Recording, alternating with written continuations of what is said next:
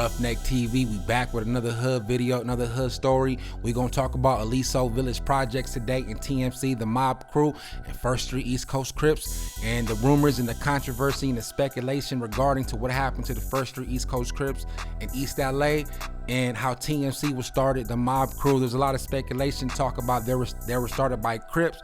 So we gonna not dig deep, but scratch the surface out of respect for both organizations. And we gonna talk about a little bit about Aliso Village, other known as Pico Aliso or Aliso Pico, and a little bit of the history regarding the projects and when they started and why they started and what they got going on right now, man. For more content like this, Roughneck TV, make sure you like, subscribe, man. Leave a comment, tap in. We're going crazy. Let's get into it. Let's peel back the surface real quick. Aliso Village opened in 1942. The modern housing project was a radical new experiment as one of 10 new developments in Los Angeles at the time.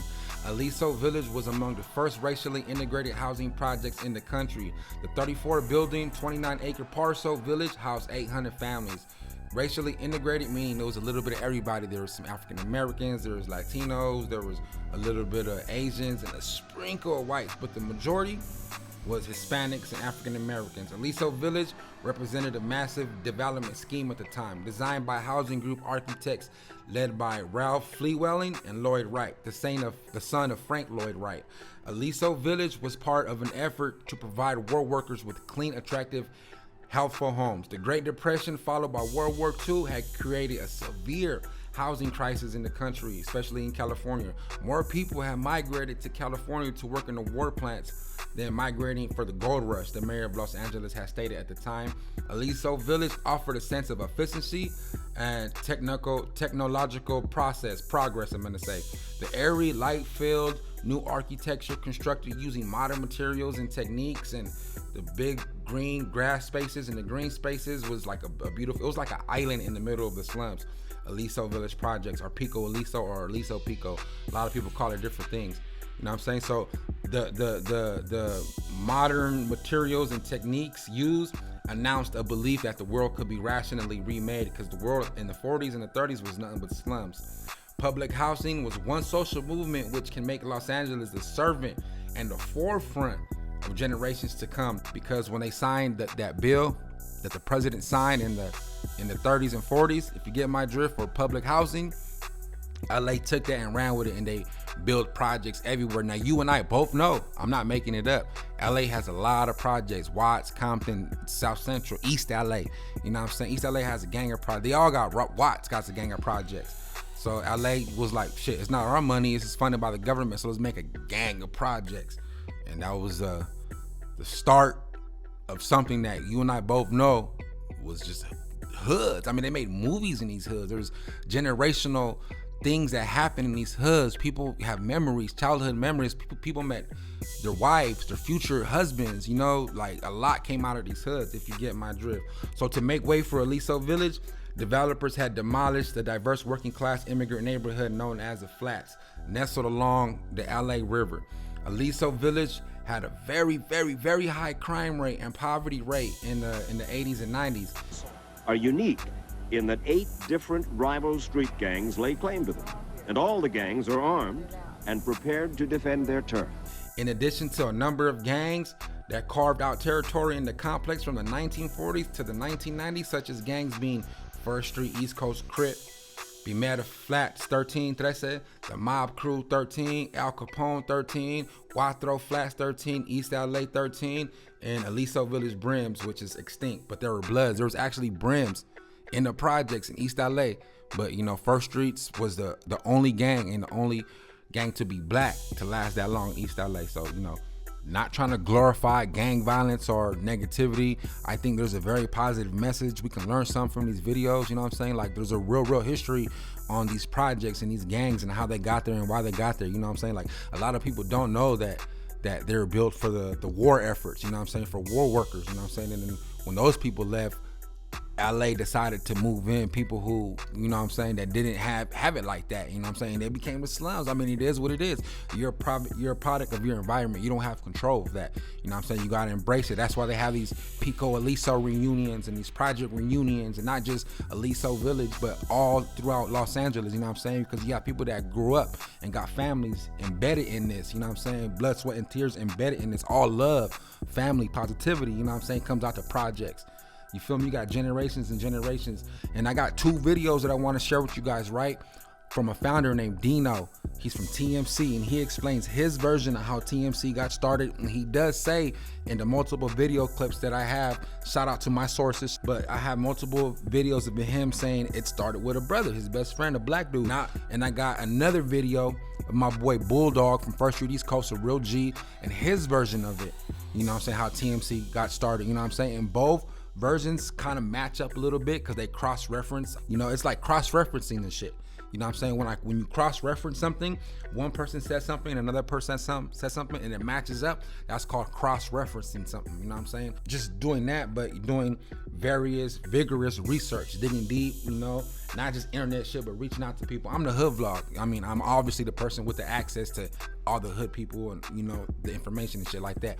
But to shed positive light on how the projects got started, I'm gonna let my boy Dino speak on how TMC got started, and then I'm gonna let my boy Bulldog speak, and then we're gonna go from there. RuffneckTv, tap in, baby. Yeah, well, my name is Dino Aguilar, and I'm from Boyle Heights, California, Aliso Village Housing Projects. They call me Sneaky from Eastside TMC, the mob crew. I didn't get into my neighbor, I actually started it. It was me and another partner of mine. We started off as a breakdancing crew. You know, when the breakdancing started hitting hard at that time, you gotta understand too that, you know, our projects wasn't like no other. Our project was a mixture of different races. It was mainly black and Hispanic, but we had, you know, Asians and all that stuff in there. That's one thing that I personally find fascinating and really, really dope though, that in these projects, bro, back in those days, the Hispanics and the brothers really got along tight. They didn't see no colored lines. They didn't have no boundaries. It wasn't political like how it is now. You know what I'm saying? And that's just one thing dope about these projects, man. Shout out to these projects. But anyways, so we got into the hip hop scene, and me and my friend decided to start our own little breakdancing crew, which was called the Mob. You know, as a kid, like I said, going back to as a child, I didn't know the difference. Yeah. I didn't know the difference because I woke up to that. Yeah. And where we lived at was kind of like in a hole. You know, in the project, it's like everything was downhill. In order to get out of the project, you got to go up some bridges or something. Yeah. We were like in a hole, which they used to call, excuse my language, but they used to call it the devil's asshole. Yeah. Because it was horrible down there. But as for races, I didn't know no difference. Yeah, you didn't know. No. I didn't know that we were going to get frowned upon later on in life because we hung out with black people, or they were going to start calling us Crips and all this stuff, which was untrue. Yeah. I'm pretty sure you guys are really going to appreciate the footage that I collected, man, and just me digging deep and really, really getting into the bottom of this, man, and just finding these videos and you guys hearing it from the people themselves, you know what I'm saying? But that's beautiful. It's a beautiful thing, though, that they didn't see color, bruh. You talking about Hispanics and brothers, man. Come on, man. Let's get into it. But we grew up, you know, as one there. And one of my best friends as a kid, he was like one of my best friends. They used to call us Salt and Pepper because he was black and I was, you know, and I was real light-skinned. So they called us Salt and Pepper, and we were with each other all the time until, you know, he's the actual guy that started TMC with. Yeah. Until we got older, then we went to our separate, you know, I still where I'm at. We became sued and he became a Crip, you know. But it's not like when we were younger. When we were younger, it was just, we were just all together. And to us, that didn't mean nothing. The color didn't mean anything. And even I got another video I feel like I should share. OG Bulldog, First Street East Coast. I want to share his thoughts and opinions and how he feels about how TMC got started, the mob crew, and his thoughts and opinions on how East Coast Crip, First Street East Coast, got brought down to East LA because they're the only black gang there that survived that long, other than the Brims, which are extinct. They are no longer there. And one thing I have gathered and I have noticed about doing my research on this video, the Hispanics and the Africans, the blacks, they both have good stuff to say about each other. You know what I'm saying? They didn't see color growing up. They grew up with each other, tight-knit community back in those days as kids. And this is one thing that's really, really interesting about Aliso Village projects, Pico Aliso, is because they're the only projects that really got down like that. There was a lot of blacks from Mexican gangs and Mexicans from black gangs, though, to me that's interesting. You know what I'm saying? That's different. That's just one thing that's unique. And they tore the projects down in '99 because the projects was going crazy. They was going up. They couldn't control it. You know what I'm saying? So, you know, let's get into a little bit more deeper, man. OG Bulldog right here. Tap in. How we got started? Yeah. Basically, it was Mad Dog, Bandit, and the homie 2. They started East Side Road on First Street. We wasn't East Coast. We were just, it came from Harlem. Some dudes from Harlem came down to the project and really started us Crips. We had to fight this gang, going to school and coming back. That's how we basically got started. We used to hang out in Utah, smoking weed, drinking, you know what I'm saying? Stealing hubcaps, batteries, and all that type of shit. Homie Lil C from 6 Deuce stayed in our neighborhood, and he took us to on 61st. They had the rain walk. There was an apartment over there. What was it? Lil Falk. Yeah, we hang right there. Matter of fact, we jumped some 6 Deuces in. When there's a line. A line on this side or one on this side. And you had to walk through the line. And Quake, Bam, what was the one guy stabbed that night? I forgot who it was. But that's how we basically got started. Lil C took us to 6 Deuce. We started hanging on 61st. And that's another thing I want to clear up too. Like, a lot of people said the first 3 got ran out by Mexicans. If you go back and look at the history of the project, we the one had all the money down there. You know what I'm saying? We the one had all the cars.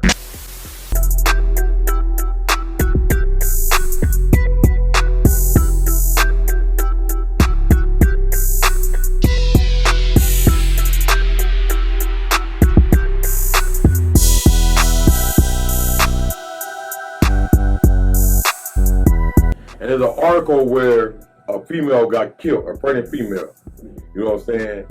If you pull it up, I got it. You put it up. And what it said about retaliation, right? So how did we get run out of the project? We got into it with the flats. We ran the flats out the project. And then the TMC, the homie started the TMC. Woo! It's gonna get juicy. So we got OG Bulldog getting ready to speak his piece on his thoughts and his opinions on how TMC really got started. So, like I said, man, we're gonna get both perspectives of it. And this information is coming from the source itself. I can't be making this up. I'm not that good at damn editing and shit like that. You know what I'm saying? Photoshop. But let's get into it, man. OG Bulldog is gonna speak his piece on how TMC, the mob crew, really got started. East Coast? Yeah, East Coast started the TMC. That's how the TMC. My nephew. So Black started. The TMC, yeah. So Black started. The TMC, yeah. But East LA, they came later on. I forgot what year the East LA. But through the homies just go down there and rob them, they figured like, okay, we done ran everybody out of the project, so they feel it's cool to start robbing the East LA. That's how we end up warring with the East LA. And then the police basically told the Mexican gang, like, listen, y'all need to come together to fight them. So that's what they try to do, and they still kind of, you know what I'm saying? What other Mexican gangs was in the project? You had the Flats, Capones. They were the first 2 gangs, the Flats and Capone. Once we got into it with the Flats, now the Capone, y'all was able to walk around now. Before that, the Flats was tearing the Capones up. Oh, wow. So we're talking about Primera Flats? Primera Flats. When did Cuatro Flats come in? Cuatro Flats, they on 4th Street. So that's outside Aliso Village? No, it's like, you got 1st Street, but we started beefing with this like 2nd. But really it's not no like 2nd, 3rd, it's 4th.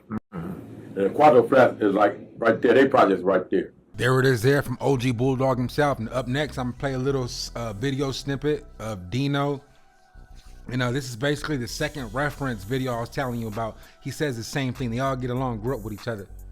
Growing up in the project, you grew up, you know, with everybody in the neighborhood because you had like 3 different parts of the project, 4 different parts of the project. So, you know, we grew up with everybody.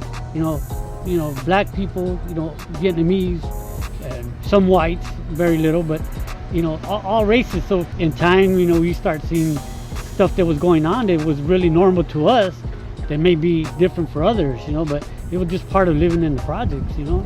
You know, you needed milk for somebody, you go to the neighbor's house and get it. Everybody had their doors open to you. Well, I was one of the founders, and we started off because, you know, breakdancing started coming in, and I got real involved in breakdancing and popping, all that stuff, and that's why it was called the Mob Crew. In time, you know, we started going and challenging other breakdancing crews, but, you know, in time we started getting in fights, and it just evolved into a gang, you know, and really we didn't really see it as a gang because, you know, we grew up with each other.